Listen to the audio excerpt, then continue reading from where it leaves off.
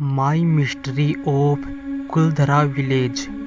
देश में ऐसी कई जगह है जो अपने रहस्यमयी कारणों के चलते हमेशा चर्चा में बनी रहती है।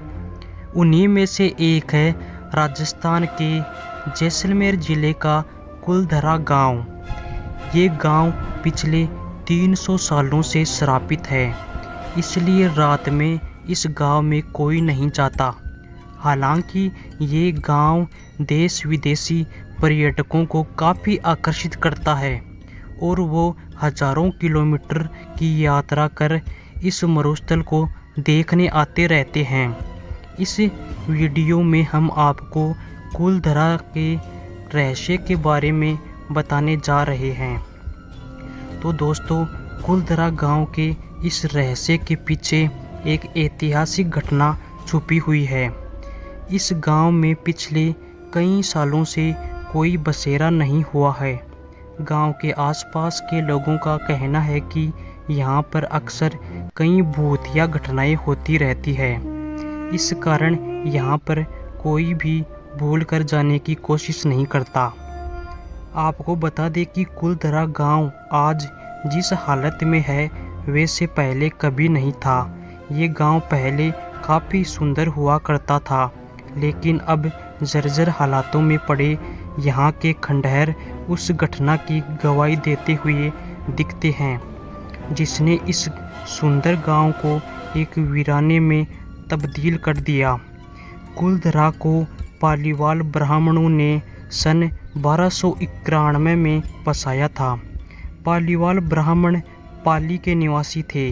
वो सभी 11वीं शताब्दी में पाली से विस्थापित होकर राजस्थान के अलग अलग स्थानों जोधपुर, जैसलमेर, बीकानेर आदि में आकर रहने लगे।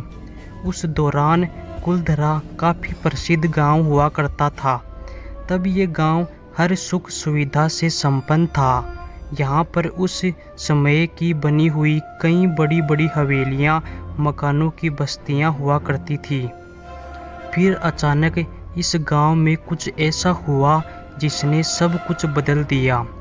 एक मान्यता के अनुसार यहाँ की रियासत के दीवान सालेम सिंह की नज़र गांव के ब्राह्मण की पुत्री शक्ति मैया पर थी।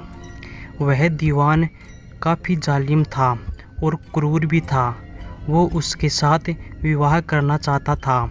वहीं दूसरी तरफ गांव के ब्राह्मण अपनी पुत्री का विवाह किसी दूसरी बिरादरी में नहीं करना चाहते थे।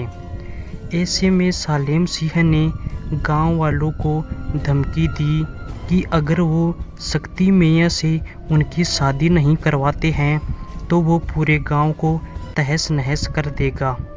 फिर गांव के सभी पालीवाल ब्राह्मणों ने पंचायत बुलाकर यह निर्णय लिया कि वे इस गांव को छोड़ देंगे।